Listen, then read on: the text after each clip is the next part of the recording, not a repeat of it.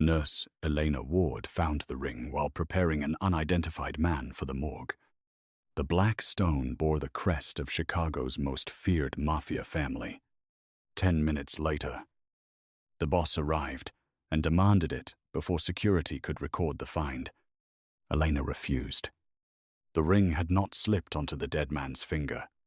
A nurse's knot held it there, and only someone on her floor knew how to tie it. At 46, Elena had learned that fear could sharpen a person or empty her out. She chose sharpness. She stood beside the narrow hospital bed with the ring sealed inside a clear specimen cup, one gloved hand resting on the lid. The man under the sheet had been brought in without identification, without family, and without any story the ambulance crew could explain. He had been declared dead 12 minutes after arrival. Now 2 men waited inside the locked treatment room, and every nurse at the station had found a reason to look somewhere else. The taller stranger wore a charcoal coat over a black suit.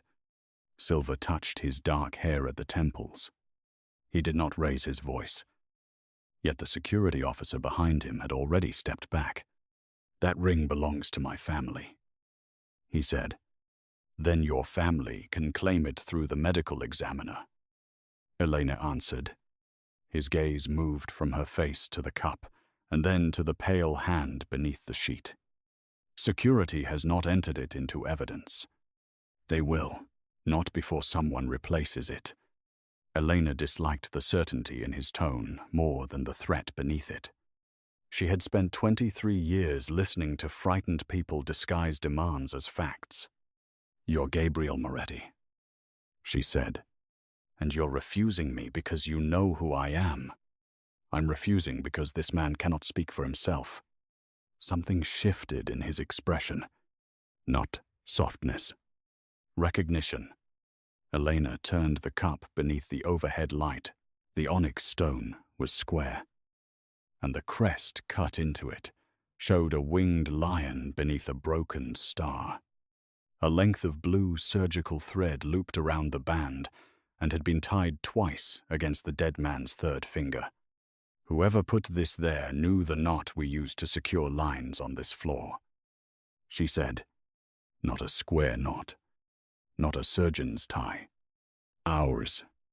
Gabriel's second man, a broad-shouldered attorney, glanced toward the door. "How many people know it?" "Everyone assigned here. Some former staff. Anyone who watched our training. Including you," Gabriel said. Elena met his eyes. "Especially me." She removed the sheet from the dead man's forearm. A plastic hospital band circled his wrist. The printed name read John Doe, but the timestamp beneath it bothered her. She leaned closer. He was registered at 2:14. He arrived at 1:58. The attorney said, "That is what the ambulance record shows. The printer on this floor adds the room number after the time. This band doesn't." Elena slid one finger beneath the band. It was too loose, and there was no pressure mark in the skin. Someone printed this somewhere else, then put it on him after he died. Gabriel looked at the closed door. "On your floor, maybe." Elena lifted the man's arm and saw a small square of clear tape near the inside of his elbow. The tape had been placed too neatly, with no blood beneath it. She peeled it back. A fresh puncture marked the vein. The skin around it carried a faint yellow stain. "What does that mean?" Gabriel asked. "It means the ambulance crew didn't place this line. We use clear antiseptic. The old surgical wing uses yellow. That wing has been closed for months." "Exactly. The dead man's fingers were cool, but not evenly cool." Elena pressed the nail bed and counted. Color returned slowly. She checked the eyes again. Then the jaw. Then the muscles at the neck. Death was not in doubt. The timing was... He was sedated before he died. She said, "The puncture is recent." and there's no chartered medication. Someone brought him through the closed wing, gave him something, and registered him after the fact. Gabriel's stillness changed.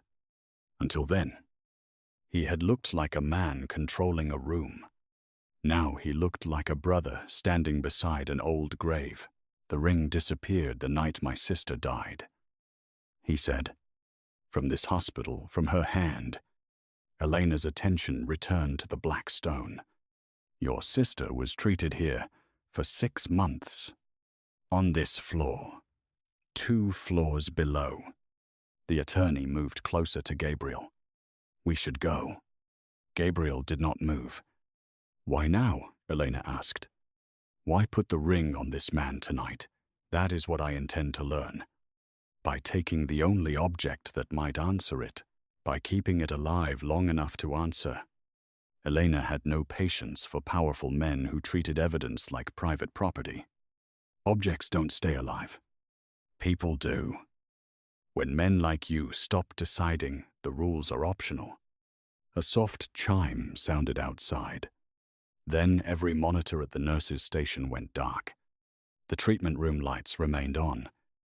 But the camera above the door lost its green status light. The attorney reached inside his coat.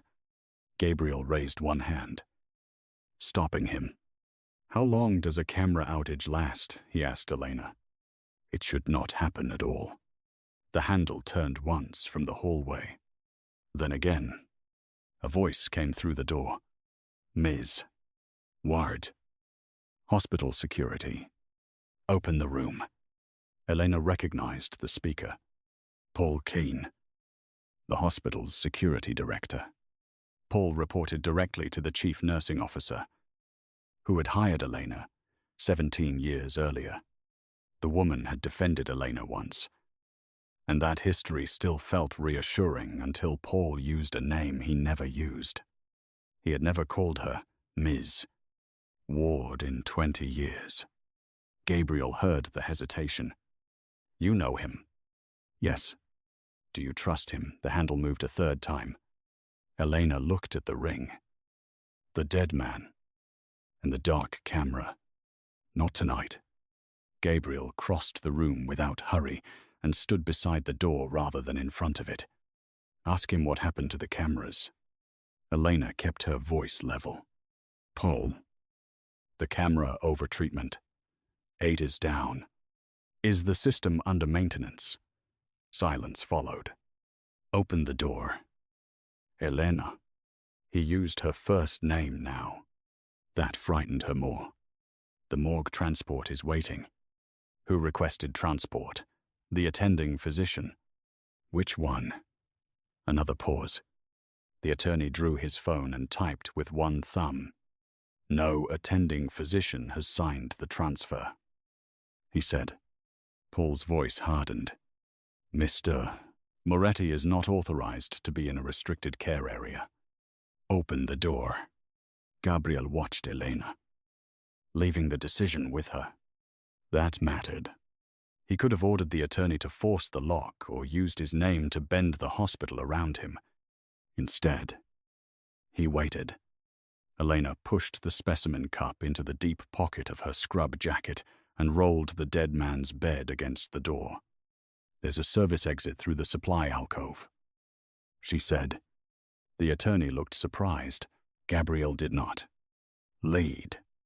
The alcove was narrow and smelled of linen soap. Elena opened the inner cabinet, released a latch behind a stack of blankets, and stepped into a corridor used during construction. Gabriel followed with the attorney behind him. The dead man remained in the locked room. But Elena took the ring. The false wristband and the square of stained tape. She hated leaving the body. She hated more what would happen if Paul entered first. At the far end of the corridor, an alarm began to pulse. Not a fire alarm, a missing patient alert. They're making it sound as if you took someone alive, the attorney said. That gives security authority to seal the elevators. Elena replied. Stairs, Gabriel asked. The west stairwell opens beside the old surgical wing. He studied her face. The same wing connected to the puncture. Yes. Then whoever planned this is steering us there, or believes we won't risk it. Gabriel opened the service door. Which do you believe? Elena listened. Rubber soles struck tile beyond the corner. More than one person. I believe to do. We have 30 seconds. They moved down the west stairs. Elena's knee protested on the second landing. An old injury from lifting a patient without enough help. She kept going. Gabriel noticed. But he did not touch her or slow her until she chose the handrail. On the floor below. He took the outside position between her and the stairwell opening. The gesture was quiet and practical. She resented how much she appreciated it. The old surgical wing had been stripped for renovation. Plastic sheets divided the hall, and unplugged ceiling lights hung like pale bones. Emergency lamps cast enough glow to show a medication cart parked outside an empty operating room. Elena stopped. That cart belongs upstairs. How can you tell? The blue tape on the drawer. I put it there after the latch failed. The electronic lock showed a green light. Her badge number appeared on the tiny display. Dispense completed. It read. Gabriel looked from the screen to her. You used it. I haven't touched this cart tonight. Elena swiped her badge. The machine rejected it. A second message appeared. User access suspended. The attorney photographed the screen. What was removed? Gabriel asked. Elena opened the manual inventory sleeve attached to the side. One line had been entered in black ink. The handwriting imitated hers badly. A sedative and a blood thinner. She translated before either man could ask. One keeps a patient from fighting. The other can turn a small internal injury into fatal bleeding. Could that combination kill the man upstairs? Yes. She stared at the forged initials. And the record says I removed both. Footsteps sounded behind the plastic sheeting. Gabriel stepped toward the noise. But Elena caught his sleeve. No gun in hospital. His gaze dropped to her hand. She released him. That wasn't a request. She said. It was a boundary. For 1 second, the dangerous reputation disappeared, leaving a tired man who seemed almost offended by how much he respected her. He nodded to the attorney. The attorney kept both hands visible. The plastic curtain moved. Paul Keene emerged with 2 uniformed guards. He was in his late 50s. Neat as ever, with a radio clipped high on his shoulder. Elena, he said. Step away from them. Why does that cart show my badge? Because you used it. My access is suspended. After the diversion was discovered, his answer came too quickly. Gabriel noticed. When was it discovered? Paul looked at him. This is hospital business. You shut down a camera, forged a transfer, and accused a nurse before reviewing a single record. Gabriel said, It became my business when you put my ring on your victim. Paul's right hand drifted toward his radio. Elena saw a faint smear of yellow beneath his cuff. The same antiseptic stain she had found on the dead man's skin. Her fear settled into something colder. Show me your hands, she said. Excuse me. Both hands. Palms up. You're in no position to give orders. Then you won't mind proving me wrong. One guard shifted uneasily. Paul's face remained calm, but his left thumb rubbed against the yellow stain. Gabriel moved half a step. Nothing more. Paul understood the warning. He lifted his hands. A shallow cut crossed his right palm.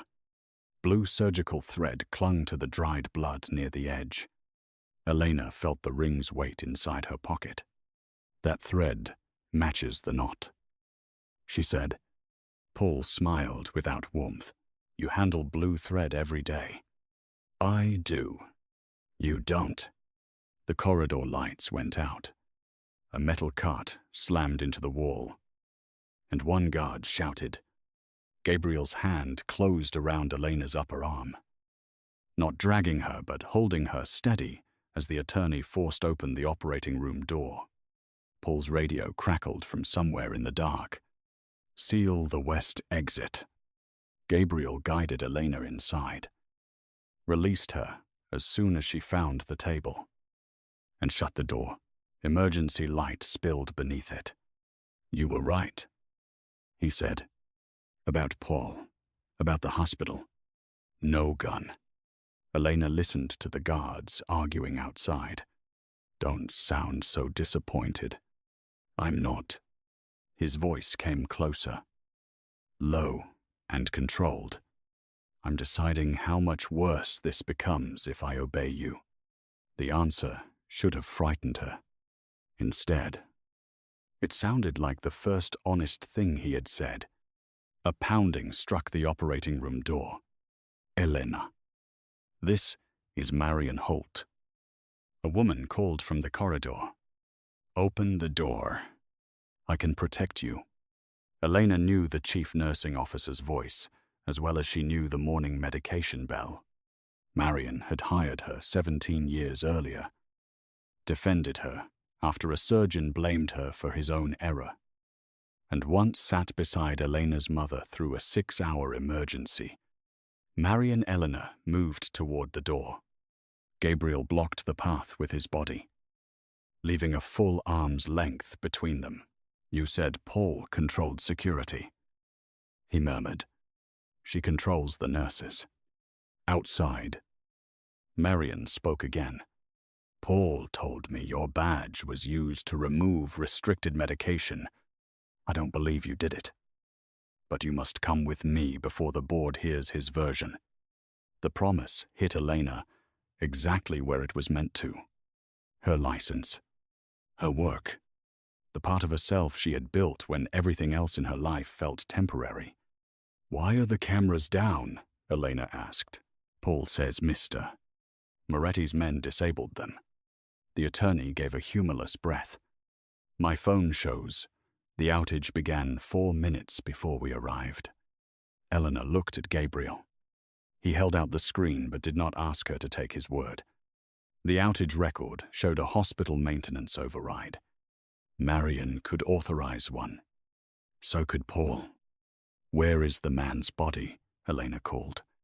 Secure. That wasn't my question. The morgue team moved him. Elena's fingers tightened around the specimen cup in her pocket.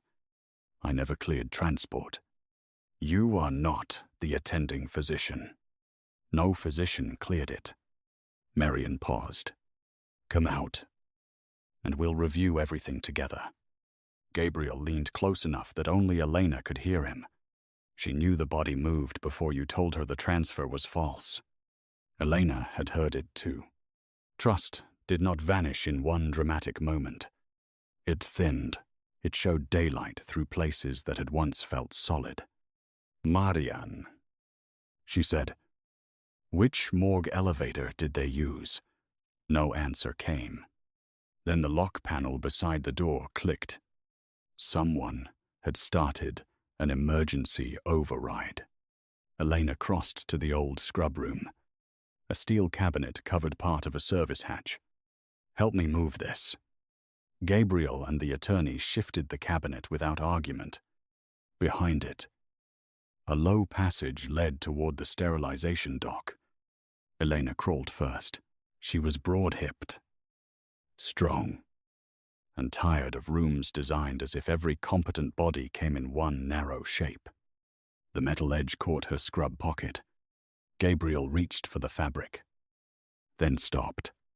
Permission, he asked. Pull the pocket free. He did, careful not to touch her skin. That single question unsettled her more than his reputation. They emerged beside an unused loading ramp. Rain silvered the pavement beyond the awning. The attorney had a car waiting 2 blocks away. But Paul's guards were already searching the garage. Gabriel looked at Elena. You can stay and trust Holt. That sounds like a test. It is a choice. And the other choice. Come with me until we secure the ring and copy the evidence. Then you choose where it goes. Your home. A property no one at the hospital knows. Your people, too. Neither enters your room without permission. Elena almost laughed. You think rules make kidnapping polite? The word landed. Gabriel did not defend himself. No locked doors. He said, no taken phone. No order you cannot refuse.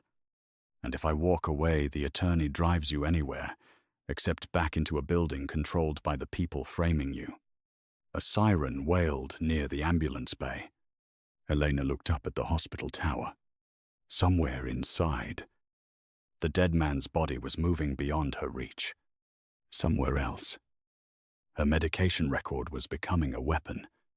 I need one thing before we leave, she said. The old surgical pharmacy. Gabriel glanced toward the sealed corridor. Why?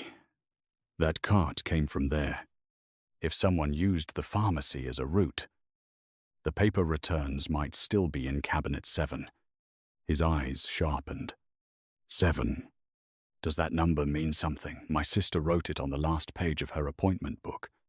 You never told the police. I told them everything. They called it a dying woman's confusion. Elena understood the quiet fury in his voice. When was the pharmacy scheduled to be cleared? Renovation starts at 6. She said, anything left inside goes into locked destruction bins before the crew arrives. The attorney checked his watch. 4 hours and 12 minutes. One deadline. Down. Elena turned toward the rain. Then we copy what we have. Learn who the dead man was. And return before 6. Gabriel opened the back door of a dark sedan but did not touch her. You give orders easily. Only when someone has to. My sister did too. Elena entered the car because the decision was hers.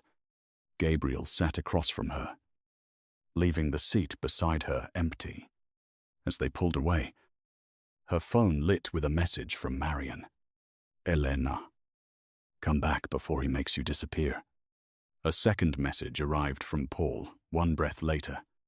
We found your fingerprints on the syringe. Gabriel watched her read. Which one do you believe? He asked. Elena slid the phone face down. Neither. Not yet. Good. You don't get to sound pleased. I'm not pleased. Rain tracked across the window, cutting the hospital lights into broken lines. I'm relieved you distrust me as carefully as you distrust them. It was a narrow brick house tucked behind an old parish school. With one lamp burning over the kitchen table and no guards visible from the street, Elena noticed the exits before she noticed the art. Front door. Back door. Basement stairs. 2 windows wide enough for an adult. Gabriel noticed her counting. The attorney will show you every lock. You said there would be no locked doors. From the outside.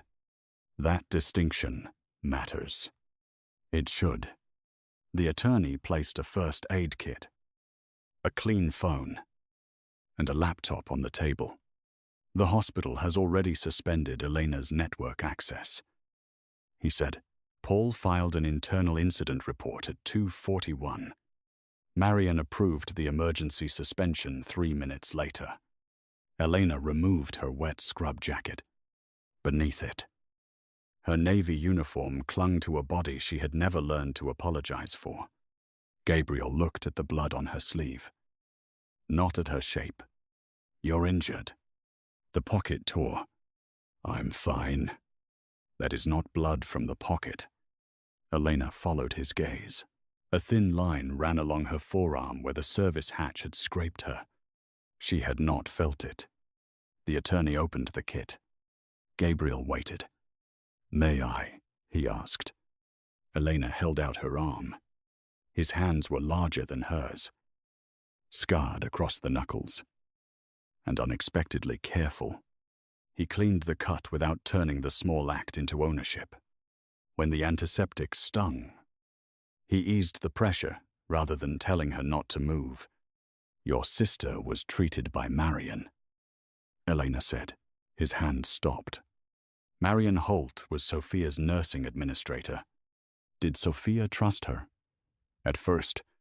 What changed? Gabriel taped gauze over the scrape. Sophia started asking why medicine donated through our foundation never reached certain patients. She believed someone was moving sealed cases through the hospital and billing twice. Did you investigate? I sent accountants, not clinicians. His eyes met hers. No. Then you looked at money and missed the medicine. I know. The admission came without excuse. The attorney returned with the specimen cup and a pair of gloves. Elena removed the ring. Under the kitchen light, the crest showed more wear than she had seen in the treatment room. The winged lion's left paw was smooth. The star above it had one broken lower point. Blue thread remained caught beneath the band. This damage is old, she said. Gabriel nodded. The star broke when I was 12. Sophia threw the ring at me during an argument. A faint memory moved through his face. She missed. You kept wearing it. Our father made me. And Sophia, she made me promise never to repair the star. Elena turned the ring. Why?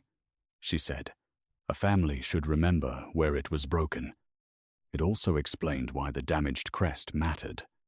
A copy made from a formal photograph would show a complete star. A seal made with the real ring would not. Did your charity cases carry this crest? She asked. Black wax seals on the outer straps. Who had access to the ring before it disappeared, Sophia? Me. The attorney. The attorney lifted his hands. And the jeweler who cleaned it once a year. Gabriel ignored him. Sophia asked for it 3 weeks before she died. She said she wanted something of ours near her. You gave it to her. I gave her anything she asked for by then. Elena heard the guilt under the words. How long had she been sick? 2 years. And you still talk as if you failed to prevent it. I failed to hear what she was telling me. Elena did not soften the truth. That is not the same as causing her death. It is not far enough from it. The attorney opened the laptop. I ran the dead man's image through public records from the ambulance report. His name was Jonah Reed, 52, former medical courier. Lost his hospital transport license 4 years ago after reporting missing controlled drugs. Elena sat down. He worked here for a contractor. He filed complaints against 3 hospitals. 2 were dismissed. 1 settled quietly. Gabriel looked at Jonah's photograph. I know him. From where Sophia's funeral. He stood across the street and left before I could reach him. The attorney found an old email sent to a public address linked to Gabriel's foundation. The message contained no body. Only a subject line, your sister was right about Cabinet 7. It had been sent 9 days after Sophia's death. Why didn't you see this? Elena asked. The address receives threats, requests, and lies by the thousands. The attorney said. It was filtered. Gabriel's face did not change. But his hand closed around the back of a chair. Jonah tried to reach me. Elena opened the false wristband and examined the back. A faint smear of black wax marked one edge. He carried the ring to make you believe him. Or Marion put it on him to draw me into the hospital. Gabriel said. Both can be true. Jonah may have carried it. And someone may have tied it to his hand after killing him. Elena placed the wristband beside the ring. We need to know who tied the knot. You said anyone on your floor could. Not exactly. She enlarged the photograph the attorney had taken.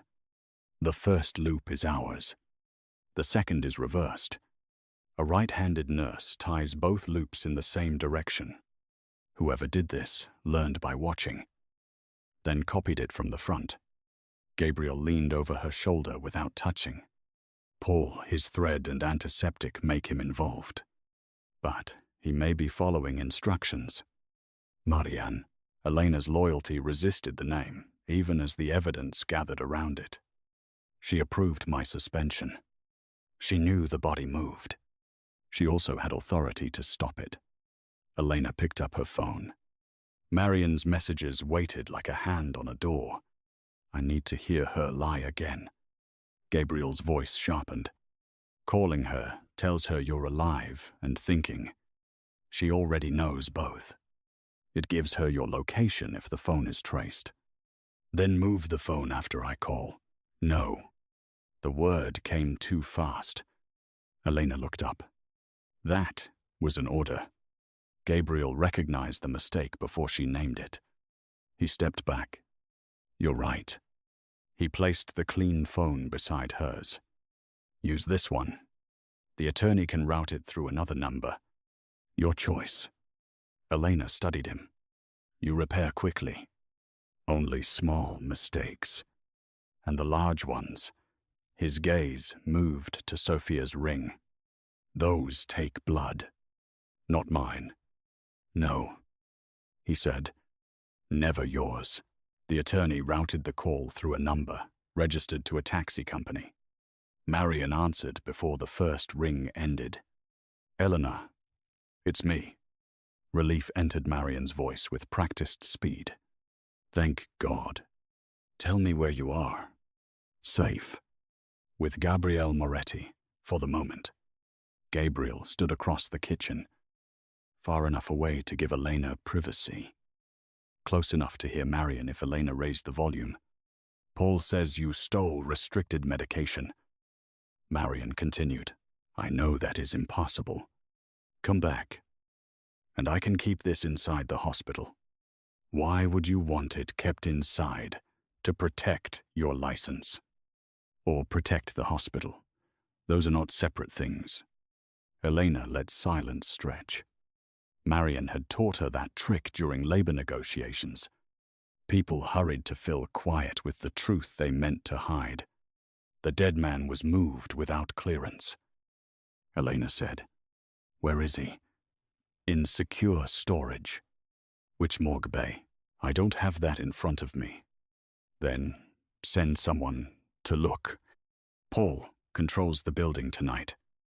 You approved my suspension. Marian's breath changed. Almost too soft to hear. I approved a temporary measure before the board could impose a permanent one. Elena, listen to me. The ring makes this bigger than a medication error. Moretti will use you to reach the old pharmacy. And when he has what he wants, you'll carry the blame. Elena did not look at Gabriel. Why the old pharmacy? Because that is where the cart came from. I never told you about the cart. The line went silent. The attorney stopped typing. Gabriel's face became very still. Marian recovered. Paul told me. Paul arrived after I found it. Then one of the guards saw it. Which cabinet are you afraid I'll open? Elena asked. Marian answered before caution returned. 7 has been empty for months.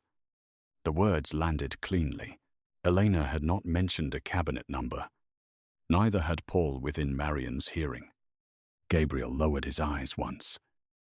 A private acknowledgement that the trap had worked. Come back before dawn, Marian said. The warmth had left her voice. After 6, I cannot protect what happens to you. Is that a warning? It is the last kindness I can offer. Elena ended the call. For several seconds, she could hear only the rain and the hum of the refrigerator. She knows, the attorney said. She knows enough. Elena replied. Not why. Gabriel reached for the ring. Elena closed her hand around it. His fingers stopped above hers. I need to examine the crest. she said. Then examine it. You were about to take it. A bit. Your habits are going to become expensive. They already have. He withdrew his hand. The attorney found photographs from the Moretti Patient Aid Foundation. Black medicine cases sat on folding tables in hospital charity events. Each case was bound with 2 straps, sealed by a round patch of black wax. Gabriel enlarged one image. The crest looked perfect winged lion. Raised paw. Complete star. That photograph was taken before the ring broke, Elena asked. No.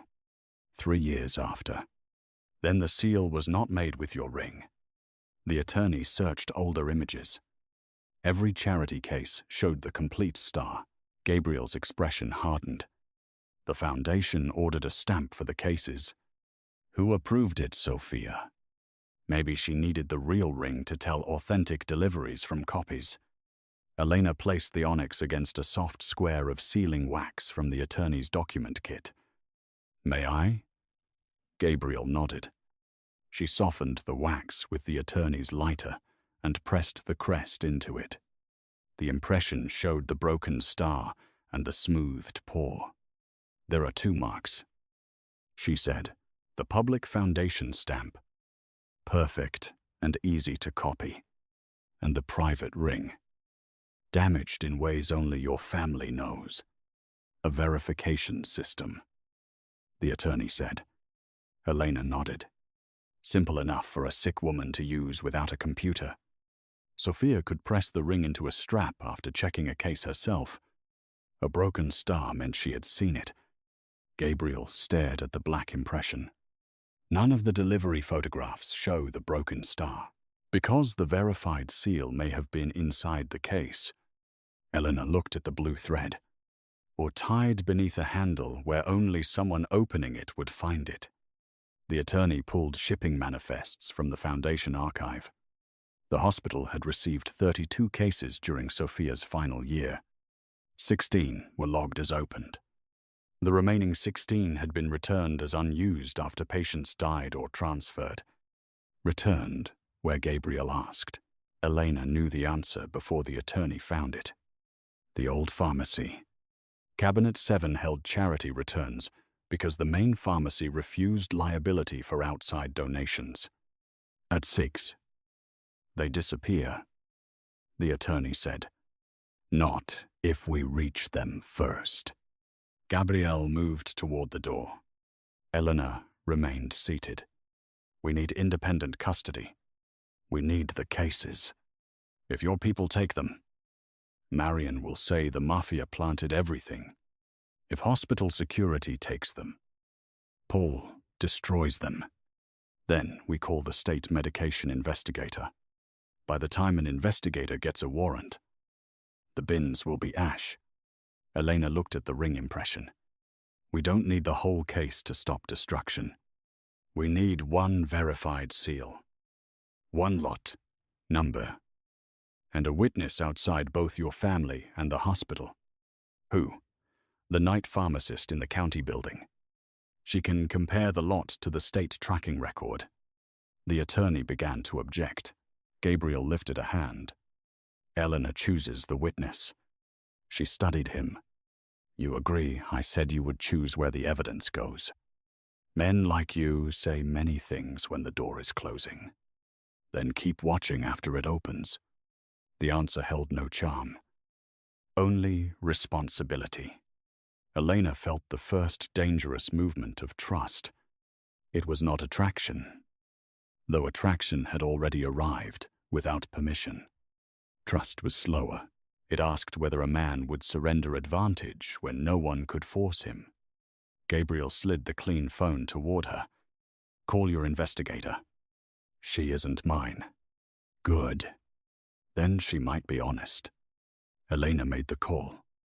Gave only enough facts to justify an emergency preservation request, and arranged for the investigator to meet them near the county pharmacy at 5:15. The woman warned that without physical evidence, she could not stop the hospital's scheduled destruction. Elena ended the call. We have 90 minutes to enter the annex. Find Cabinet 7 and leave with a verified sample. Gabriel put on his quad. And Marion knows we're coming. Yes. You still intend to go.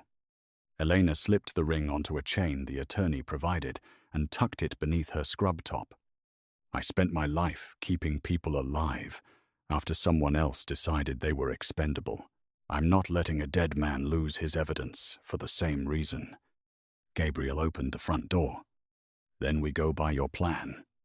They returned through the parish tunnel beneath the old school. A route Gabriel's family had once used to move food during winter storms and other things during years no one discussed. The tunnel ended behind the hospital laundry dock. The attorney remained outside with the county investigator on speaker, ready to receive whatever Elena found. Gabriel carried no visible weapon. Elena had made him show her. You still have one, she said as they crossed the dark service hall. I have a knife. That is not better. It is quieter. That was not my concern. His mouth almost moved. Not a smile, but the memory of one. You are difficult to reassure. You are inexperienced at reassuring people without controlling them. I'm learning. Slowly. I have had poor teachers. Your sister sounds like she tried. The humor left him. She did. The old pharmacy annex stood behind a fire door marked for demolition.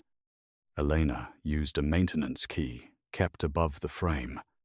The room beyond smelled of cardboard, dust, and the bitter sweetness of old disinfectant. Metal cabinets lined one wall. 7 had a fresh padlock. That lock was installed this week. Elena whispered. How do you know? The others have renovation dust across the latches. Gabriel took out his knife. Elena stopped him. Cutting it changes custody. She photographed the lock, the dust line, and the serial number. Then she used the ring's chain to measure the narrow gap between cabinet doors. There's paper caught inside. A black strip showed near the hinge. She pulled on gloves and used forceps from an abandoned supply tray. The strip came free. It was a wax seal mounted on heavy paper. The crest showed the broken star. Gabriel took one breath. Then none. Sophia touched this. Most likely. Elena photographed both sides. Handwriting crossed the back in faded blue ink, case 14. Returned, sealed. Do not destroy. J. R. Jonah Reed. Gabriel said. He found it. Elena held the seal near the overhead work light. Beneath the wax, blue thread formed the same nurse's knot used on the dead man's hand. This one had both loops tied correctly. The knot wasn't Marion's idea. Elena said. Jonah copied a marker Sophia created with a nurse. The reversed loop on his hand was a message. Someone imitated it after killing him, but copied it wrong. Why put the ring on him? To make you take it before security logged the body. If you removed evidence, Paul could accuse you. If I refused, Marion could frame me with the drugs. Either way, the ring disappeared from lawful custody. Gabriel's eyes went to the padlock, and while we fought over it, Cabinet 7 burned. That was the plan. The full shape of the trap settled between them. Marion had not only killed Jonah, she had designed Gabriel's reputation into the murder weapon, trusting that he would act like a man who owned every room. Elena looked at him. She counted on you taking the ring. She was right. But you didn't. Because you stood in the way. No. Because you chose not to move me. Gabriel's gaze held hers. Do not make mercy sound larger than it was. Restraint is not mercy. It is evidence of change. The words affected him more than praise would have. He turned toward the cabinet. "How do we open it, without breaking custody?" Elena called the county investigator, described the lock, and requested remote authorization to preserve evidence under emergency patient safety rules. The investigator instructed her to record continuously and allowed removal of the hinge pins if the door remained intact. Gabriel handed Elena the knife handle first. "Your plan." Together, they eased out the pins. The cabinet door opened from the hinge side, leaving the padlock sealed. Inside sat 3 black medicine cases. 2 carried perfect star seals. 1 bore a second strip hidden beneath its handle. The broken star pressed into the wax was unmistakable. Elena's pulse quickened, but she kept the camera steady. She read the lot numbers aloud while the investigator recorded them. 1 number matched an infusion listed in Gabriel Moretti's final treatment record. Another belonged to a drug the hospital had claimed was never received. "Plain meaning," Gabriel said, remembering Elena's habit. "The hospital accepted medicine for your sister, recorded it as missing, then billed for a replacement. If the returned vial inside this case is full, someone never gave Sophia the original dose. And if it is empty, then someone may have used it and returned the container. We need the seal and independent testing." Elena lifted the verified case. It was lighter than the manifest weight. Too light. Gabriel's face closed. "They stole her medicine. We do not know that yet. You know enough. I know enough to investigate, not enough to execute anyone." The last word was deliberate. He looked at her for a long moment. "You believe that is what I came to do. I believe you came for the ring before a camera could see it. I believe you brought a knife. I believe grief can make a decent man call revenge justice. You think I'm decent, I think you're capable of becoming accountable. Don't make me regret the distinction." A sound came from the hall. Slow applause. Marion Holt stood in the doorway, dressed in a cream coat over navy scrubs. Paul Keene held a gun at her side, angled toward the floor but ready. Marion's face carried the weary disappointment of a woman correcting an employee. "You always were too honest for administration." "Elena." Gabriel moved between Elena and Paul. "Step aside," Marion said. "This is not your hospital. It stopped being yours when you killed a man in it." Marion glanced at the open cabinet. Jonah Reed killed himself by refusing to understand scale. So did Sophia. Gabriel's shoulders changed. Elena caught his wrist before he reached for the knife. "She wants you angry." Marion smiled. "He has nothing else. He has a choice," Elena said. "So do you. Put the gun down." "Paul." Paul shifted his grip on the gun. "You saw the thread on my hand. I saw your cut and the antiseptic. You moved, Jonah. Marion planned it." Marion's smile vanished. "You think separating us saves you?" Elena kept the case close. "No. I think Paul knows you will leave him holding the murder." Paul looked at Marion instead of Gabriel. The power in the doorway shifted by 1 inch. It was enough. Gabriel shoved the cabinet door outward. It struck Paul's arm, and the gun fired into the ceiling. Elena carried the verified case through the side aisle while Gabriel forced Paul against the wall. Marion pulled the fire alarm and threw a metal canister into the room. White suppressant powder exploded across the cabinets, swallowing the doorway and destroying visibility. "Go!" Gabriel shouted. Elena hated obeying him. This time, she did. Elena ran through the laundry corridor with the black case against her ribs. Behind her, the alarm rang in measured bursts, while suppressant powder rolled beneath the fire door. She reached the dock as the attorney's car swung under the awning. The county investigator stood beside it in a raincoat, holding an evidence bag and a body camera. Elena did not hand over the case immediately. "State your name and authority," she said. The investigator did. "Confirm the recording is active." A red light blinked near the woman's collar. Elena described where the case had been found, how the cabinet was opened, and who had touched it. Only then did she transfer custody. The investigator sealed the case inside a larger container and signed across the tape. "This goes directly to the county lab," she said. "No hospital chain." "And the body?" Elena asked. "The morgue says John Doe was released to a contracted cremation service at 3:12. Elena stared at her. "That is impossible. An unidentified suspicious death cannot be released. The authorization carries your electronic signature." The rain seemed to turn colder. "It was forged. I believe you. Belief is not enough to stop a furnace." The attorney called the cremation contractor while Elena watched the hospital doors. Gabriel emerged 5 minutes later with blood on his collar and Paul's radio in his hand. Paul did not follow. "Where is Marion?" Elena asked. "Gone through the ambulance tunnel." "And Paul alive?" Gabriel gave the radio to the investigator. "He has a broken wrist and an opportunity to reconsider his loyalty." Elena searched his face. "Did you threaten him?"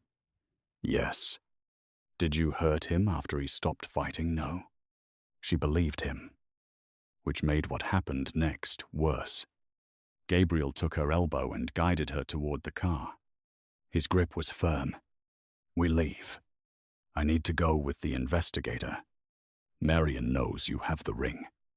The ring is not evidence anymore. The case is, the ring proves which seals are authentic. Then I'll give it to the lab." "No," the old answer returned. "Immediate and absolute." Elena stopped. "Let go. There may be another shooter. Let go." Gabriel. His hand opened. He scanned the dock. "Joe said, you cannot stay in public. You don't decide that. I just watched Marion point a gun at you through Paul, and I watched you choose restraint. Do not throw that away now." A van turned into the dock entrance too fast. Gabriel moved before Elena could see the driver. He pulled her behind the car, covered her body with his, and the attorney drew a weapon. The van braked beside the investigator. It belonged to the county lab. Gabriel remained over Elena 1 second too long. She pushed against his chest. "Up." He stood. "I'm sorry. You protected me from a van. I did not know what it was. Protection without choice becomes control the moment the danger passes." His face tightened. Not in anger, but recognition. "Come to the house until the lab confirms the case. After that, I will take you wherever you choose. No locked doors. No locked doors." Elena agreed because the danger was real, not because he had ordered her. Yet when she entered the brick house, she heard a bolt slide behind them. She turned. The attorney stood at the front door with his hand on the lock. Gabriel did not look surprised. "Open it," Elena said. The attorney looked to Gabriel. That glance answered everything. "Open the door," Gabriel ordered. The attorney obeyed. But Elena had already seen the truth. Gabriel had instructed him earlier. He had offered her a choice while arranging to remove it. "You planned to lock me in until the threat was contained. You lied. I changed the security protocol before we returned, without telling me, because you would have refused." "Exactly." Elena removed the ring from beneath her scrub top. Gabriel's attention fixed on it. She set it on the table between them. "You don't get my trust because you kept me alive for one night." "I know. No. You know how to say it. That is different. She picked up the clean phone. The attorney will drive me to the county building. Marion is still free. Then give me the information I need to protect myself. I can protect you better here. That sentence is the problem. Gabriel stood motionless while she gathered her jacket. Sophia asked you to listen. Elena said. You answered with accountants. I asked you for an open door. You answered with a hidden order.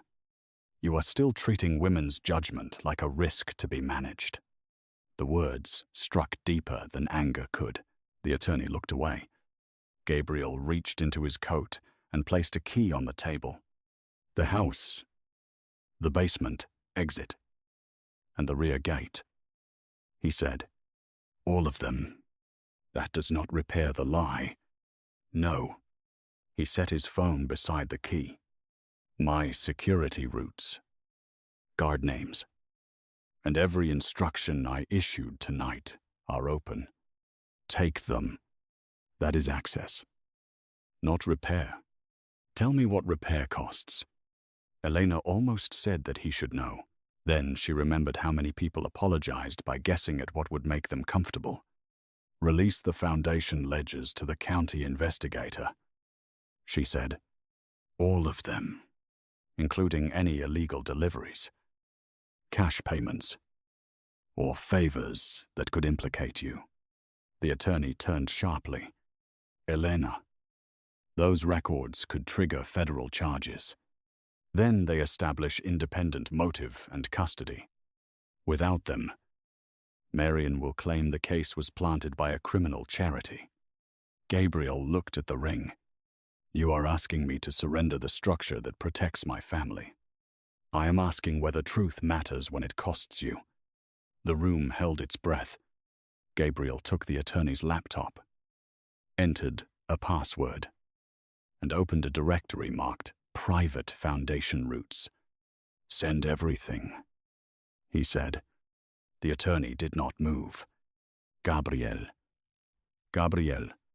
everything. Your uncle's companies are in here. Judges, contractors. Then they should have made better choices. The attorney began the transfer. Gabriel looked at Elena. It does not repair the lie. No, but it is the cost you named. Yes. She picked up the key. Not the ring. Now keep the door open. At 5:20, the county investigator called. The verified case contained 6 vials, all labeled as high-cost pain medication. 4 held saline. 1 held a diluted dose. The 6th contained the same sedative found in residue from Jonah's puncture. The broken star seal was genuine. The lot numbers matched Sophia's treatment week. Plain meaning. Gabriel said quietly. Elena stood near the open front door. Rain-cold air moving through the hall. Someone diverted medicine meant for dying patients, replaced it, and stored the sedative used on Jonah inside a case Sophia verified. Marian. It points to Marian.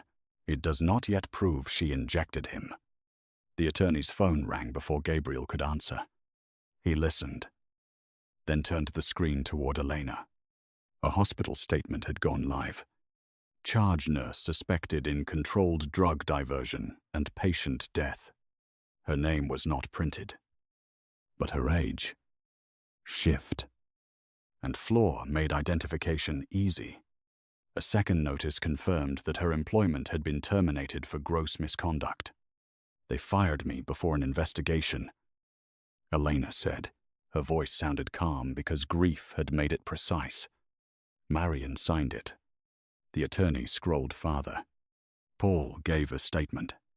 He says Elena attacked him while helping Moretti steal hospital evidence. He was afraid of Marion 5 minutes ago. Gabriel said, Fear changes shape when a man believes the stronger side has won. Elena replied. The county investigator called again. The cremation truck had reached the furnace before the stop order. Jonah Reed's body was gone.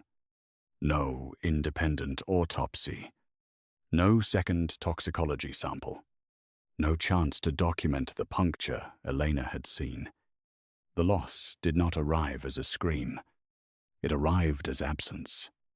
A man who had carried Sophia's truth for months had been reduced to ash under Elena's forged signature. She sat at the kitchen table and placed both hands flat on the wood. Gabriel approached, then stopped beyond touching distance. "Tell me what you need. Not revenge." "I know. Do you?" She looked at him. "Because part of me wants Marion to feel every minute Jonah lost. That is why neither of us gets to decide punishment tonight." Gabriel lowered himself into the chair across from her. "Agreed. Paul's statement damages us. The body is gone. The hospital will argue the case was planted after you took me. The ledgers prove the deliveries existed. They also prove your foundation broke laws. That was the cost. I know." Elena let that truth settle. He had surrendered more than money. He had surrendered the story that his power was clean because he used part of it for mercy. Marion's final move will be to destroy whatever connects her personally to the returns. Elena said. She already cleared the body. The attorney opened a map of the hospital annex. The destruction bins leave through the loading dock at 6. The contractor records only total weight. Not contents. Cabinet 7 held 3 cases. Elena said. We recovered 1. Marion has 2. She can burn them. Gabriel said. Unless she needs them first. Elena remembered the perfect star seals. She does. The 2 forged cases are her defense.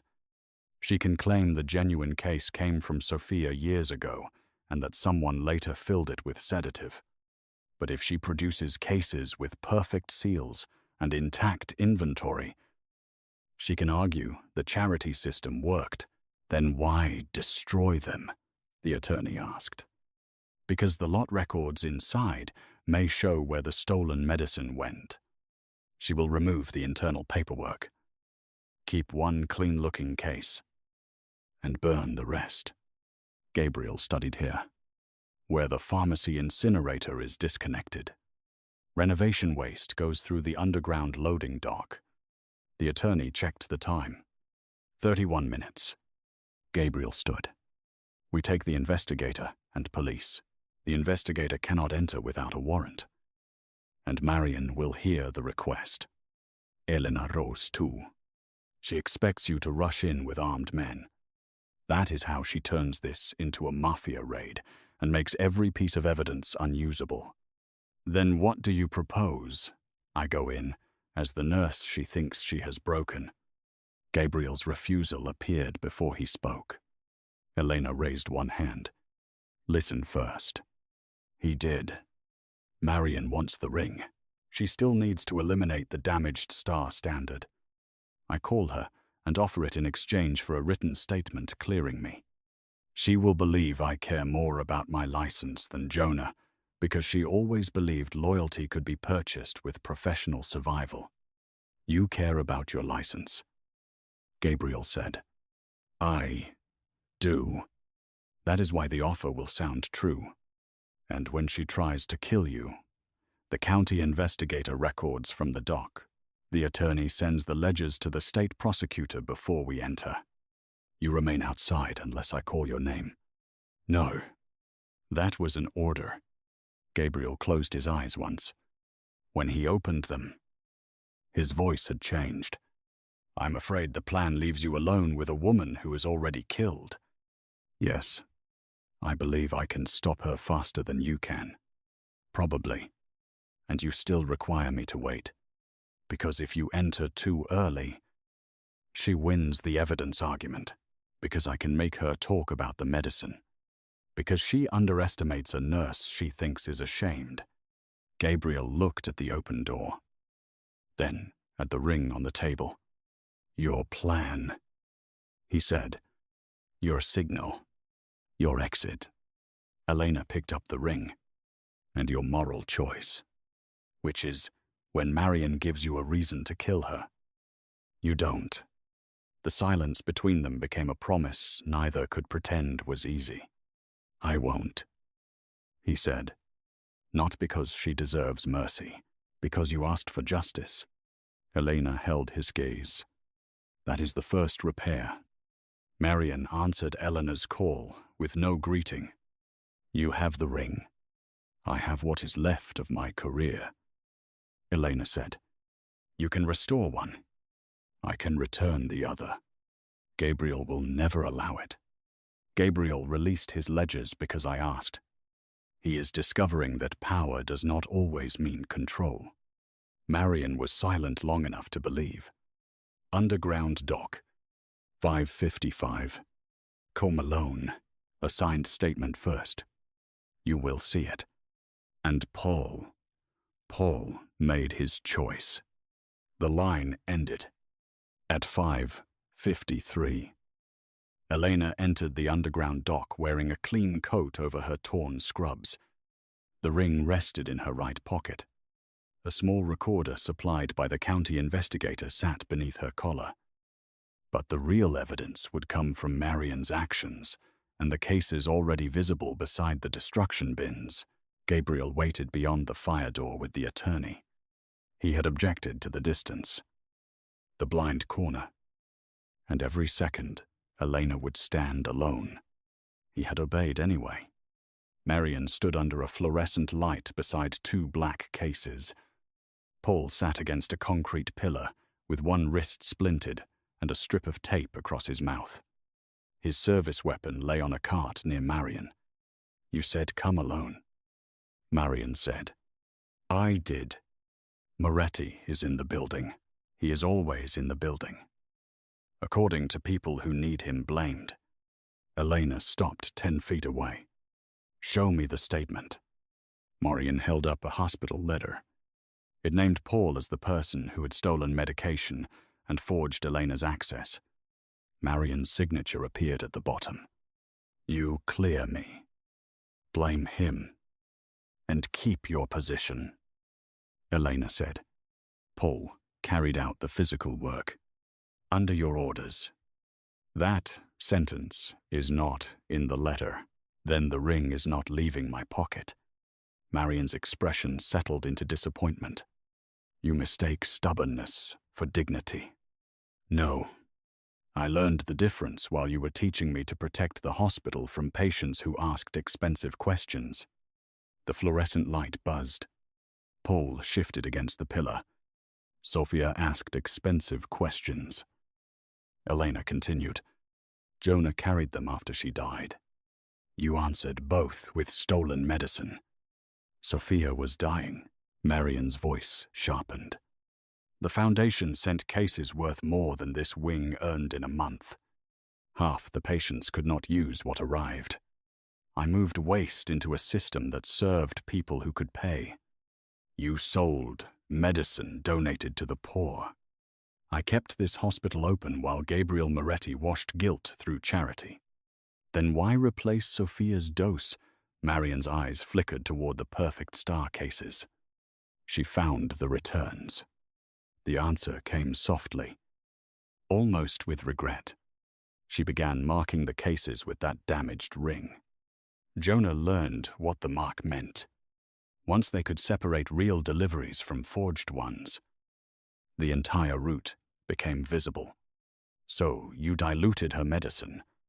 Her disease killed her, and you made sure pain reached her before relief did. Marion's face changed. The moral frame she had built around herself could not hold that sentence. "Give me the ring. Show me the seals." Marion opened the nearest case. 6 intact vials sat beneath a manifest. Black wax sealed the inner strap with a perfect star. "Clean inventory," Marion said.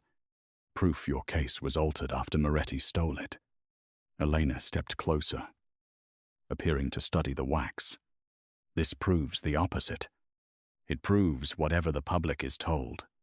The public stamp has a complete star. Sophia's private verification has a broken one. You copied the foundation photograph. Not the ring. Elena removed the onyx signet and pressed it into the edge of the soft wax Marion had recently resealed. The impression beside the first showed the broken lower point and the lion's worn paw. Two crests sat together. One perfect and one honest. Every case you prepared carries the wrong mark. Elena said, "The lab has the right one. The ledgers show where each lot entered. Your clean defense is a forgery." Marion reached into her coat. Elena saw the syringe before she saw the hand. Yellow antiseptic stained the plastic cap. The same sedative method. The same access. The same final answer to anyone who could speak. Marion lunged. Elena stepped inside the motion instead of away from it. She trapped Marion's wrist against the case handle and twisted until the syringe fell onto the black foam. Her old knee buckled under the force. Marion struck her shoulder and reached for Paul's gun.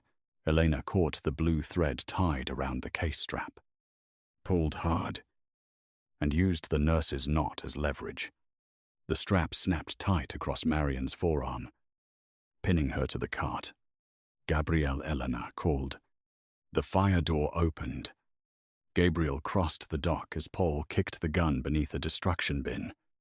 Marion tore one arm free and seized the syringe again.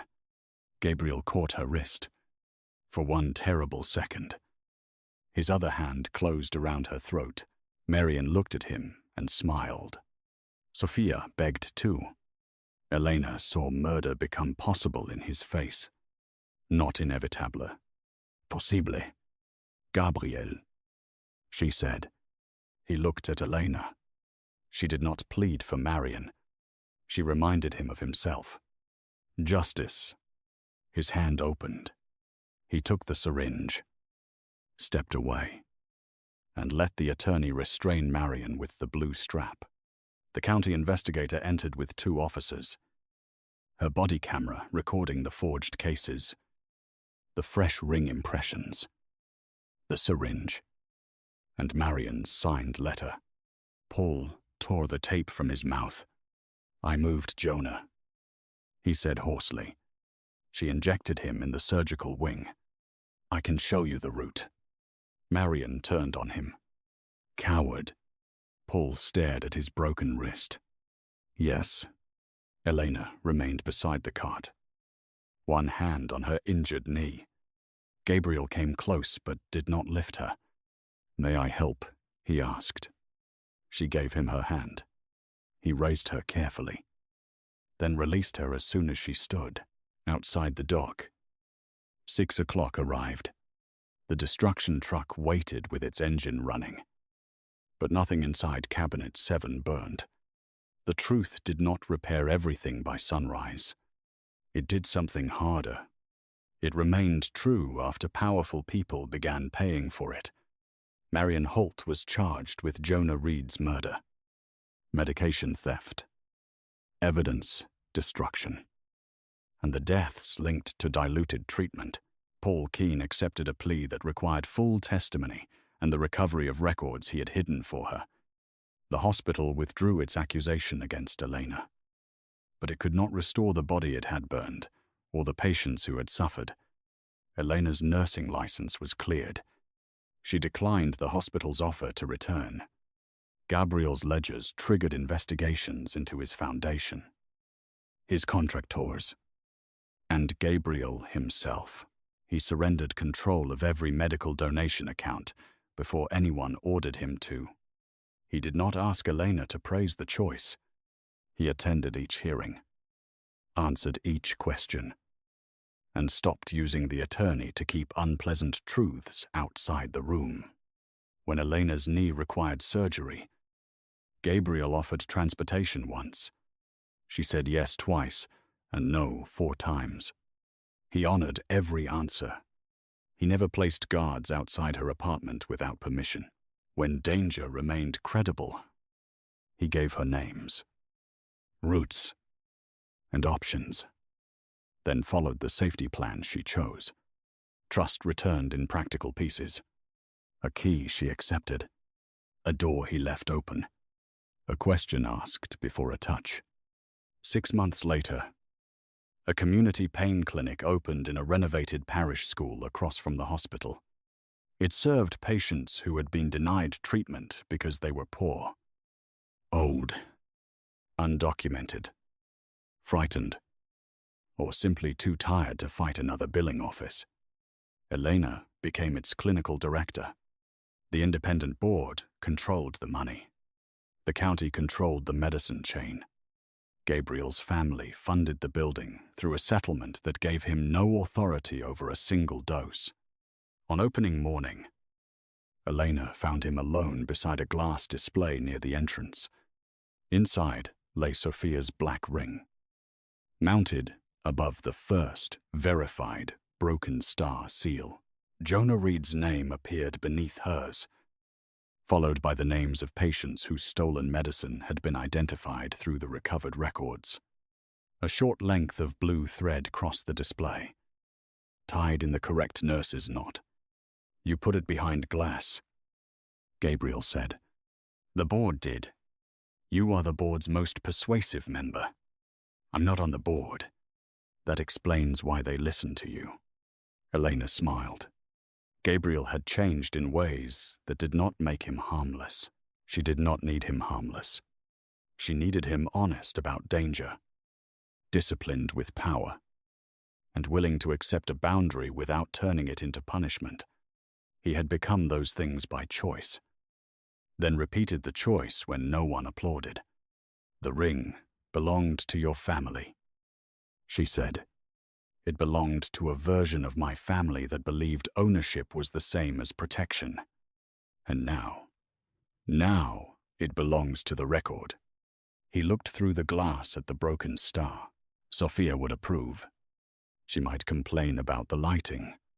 She would definitely complain about the lighting. The warmth between them carried grief without erasing it. Elena touched the key Gabriel had given her months earlier. It no longer opened a guarded house. He had changed the lock and handed her the only spare to a small apartment he kept near the clinic. A place with no security staff and no room she could not enter. "Dinner tonight?" he asked. "My apartment, or yours?" "Yours. Because you like my cooking. Because I am still learning not to control the exits." That answer is almost charming. Almost. Do not become overconfident. He offered his hand. Elena took it because she wanted to, not because danger required it or gratitude demanded it. Patients began entering behind them, some with canes, some with grandchildren, some carrying folders thick with years of being dismissed. Elena released Gabriel's hand to greet the first woman at the desk. He did not tighten his grip. He stepped beside her and waited to be introduced. Morning light crossed the display case. It touched the worn lion, the broken star, and the nurse's knot that had once held a mystery to a dead man's hand. Now the same ring rested where no one could steal its meaning, and every open door around it belonged to a choice.